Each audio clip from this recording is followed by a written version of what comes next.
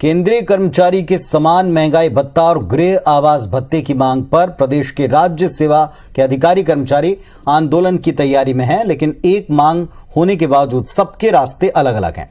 कर्मचारी अधिकारी फेडरेशन ने 25 से 29 जुलाई के बीच 5 दिनों का हड़ताल का ऐलान किया है, लेकिन 2.25 लाख कर्मचारियों का कहना है कि 4 से 5 दिन के आंदोलन में ये मांग पूरी होने वाली नहीं, लिहाजा वो 25 जुलाई से अनिश्चितकालीन हड़ताल की तैयारी में जुटे हैं। इधर मंत्रालय के कर्मचारी कहते हैं कि 25 से 29 जुलाई को विधानसभा का मानसून सत्र है, जहां जनता के मुद्दे सीधे तौर पर शामिल होते हैं, इसीलिए वो इस आंदोलन का हिस्सा नहीं बनेंगे।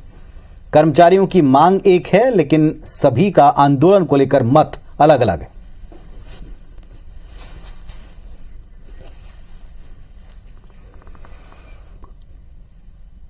तीसरे चरण का आंदोलन जो है 25 जुलाई से 29 जुलाई तक अभी होना है, जिसमें प्रदेश भर के कर्मचारी अधिकारी अवकाश लेकर इस आंदोलन में शामिल हो रहे हैं और यह एक निश्चितकालीन आंदोलन है। शासन ने समस्त मंत्रियों और विधायकों के वेतन भत्ते को एक स्वर में बढ़ा दिया है, लेकिन कर्मचारियों के साथ लगातार छल की स्थिति निर्मित हो रही है। इसलिए जो भी संगठन इस संबंध में हड़ताल को शासन के समक्ष हड़ताल की स्थिति आज जो आ गई है वह अवश्य संभावी है और यह होना निश्चित है। प्रदेश भर के 4.5 लाख कर्मचारी अपनी 2 सूत्री मांग, लंबित महंगाई भत्ता और 7वें वेतनमान के अनुसार गृह भाड़ा भत्ता देने की मांग को लेकर आंदोलित है। और हमारे सहयोगी राज इस वक्त जुड़े हैं, सीधे उनका रुख करते हैं। राजेश, सभी कर्मचारी एक ही मांग पर आगे सरकार का ध्यान चाहते हैं, लेकिन सबका आंदोलन को लेकर अलग अलग रवैया या मत है, ऐसा क्यों?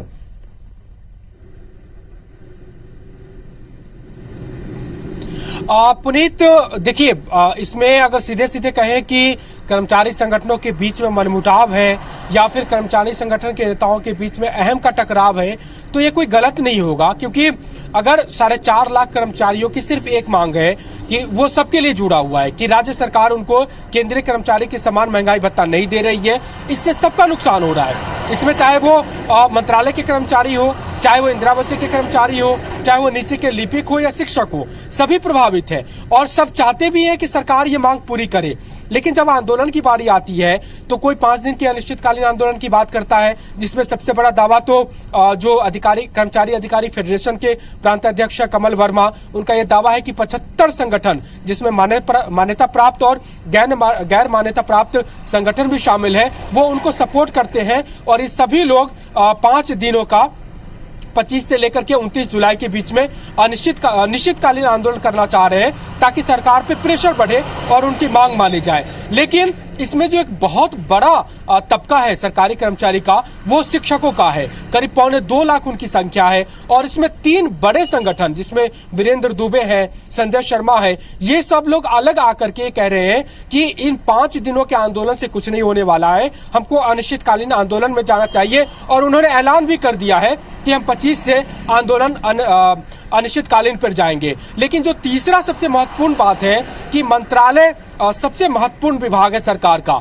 और अगर ये 25 से आंदोलन होता तो सरकार पे एक बड़ा प्रेशर आता। लेकिन चूंकि 20 से लेकर के 27 के बीच में विधानसभा चल रही है, मंत्रालय कर्मचारी ये कह रहे हैं कि हम इस आंदोलन में शामिल नहीं होंगे, क्योंकि हमको विधानसभा चलाना है। कहीं न कहीं इस बात का भी डर है कि अगर विधानसभा का काम प्रभावित होता है तो सरकार बहुत बड़ा एक्शन ले सकती है कर्मचारियों के खिलाफ और किसी की नौकरी भी चली जाएगी। तो संभवतः ये डर भी होगा, जिसके चलते ये सब लोग अलग रहना चाहते हैं। तो कुल मिलाकर के ये है कि मांगे एक है, लेकिन आंदोलन पे सबकी सहमति नहीं है। ये एक बड़ा ड्रॉबैक है और अगर सब एकजुट नहीं रहेंगे तो सरकार पे वो प्रेशर भी नहीं बनेगा और उनकी जो मांगे हैं वो 3 साल से नहीं और आगे भी बढ़ सकती है। और यही चिंता का विषय है।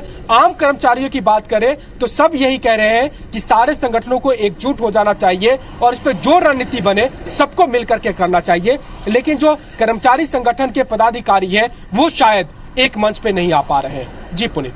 चलिए, तो ये एक मंच पर नहीं आ पा रहे हैं और सबके आंदोलन की रूपरेखाएं अलग अलग नजर आती हैं, जबकि सबकी डिमांड, सबकी प्रमुख मांग एक ही है। बहुत शुक्रिया आपका इस पूरे अपडेट के लिए, पूरी जानकारी।